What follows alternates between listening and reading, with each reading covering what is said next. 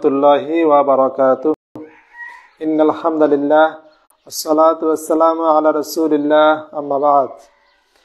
সম্মানিত দর্শক শ্রোতা, আমরা আজকে আবারও আপনাদের সামনে গুরুত্বপূর্ণ কিছু কথা নিয়ে হাজির হয়েছি। বিশেষ করে রমজানুল মুবারক চলতেছে, আলহামদুলিল্লাহ। আজকে হচ্ছে পঞ্চম রমজান।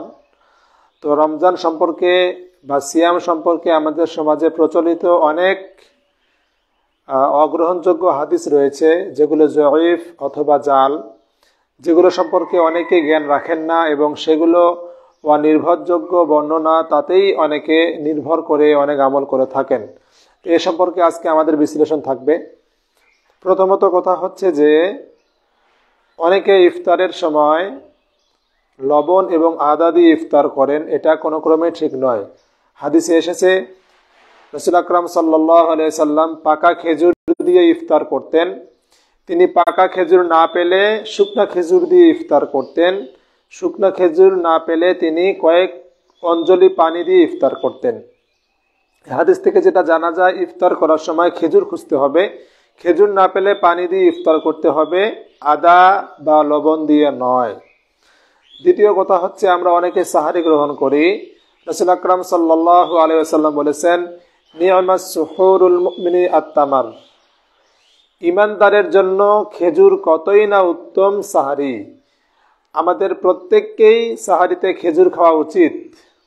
আমরা যেটাই খাই না কেন, ভাত খাই আর যেটাই খাই না কেন, আমরা যদি খাওয়ার শেষে একটি বা দুটি বা কয়েকটি খেজুর খেয়ে নেই, এটা কিন্তু এই সুন্নাহ আদায় করার জন্য যথেষ্ট হবে। এটা একটা ব্যাপার।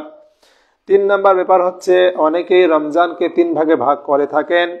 প্রথম 10 ভাগ রহমত, দ্বিতীয় 10 ভাগ মাগফিরাত এবং তৃতীয় 10 ভাগ নাজাত। এ সম্পর্কে হাদিসটি দুর্বল, জয়ীফ হাদিস। অতএব এই কথাটি সঠিক নয়।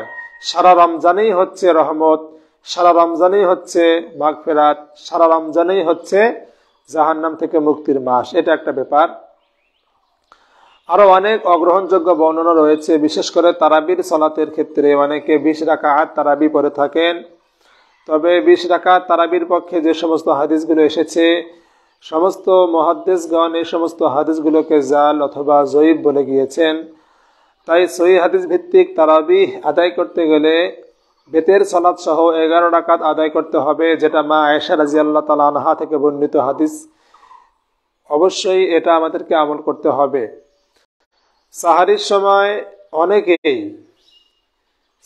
সময় অনেকেই আগেই খেয়ে ফেলেন। বিশেষ করে যখন 4:40-এ সাহারি শেষ সময়, অনেকেই 2:30 বা 3টার দিকে ভাত খেয়ে ফেলেন।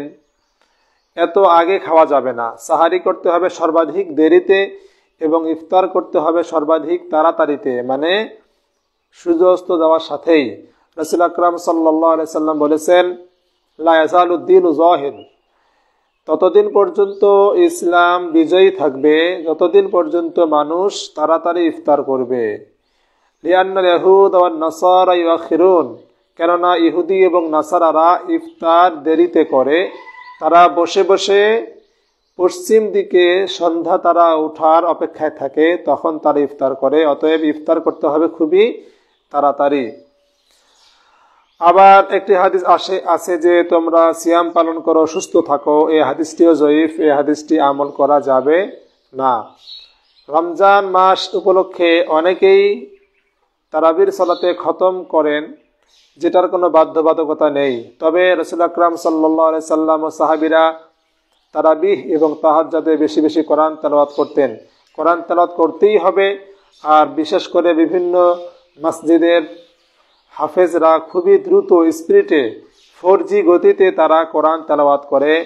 এভাবে কোরআন তেলাওয়াত করে সালাত আদায় করলে নেকি পাওয়া যাবে না।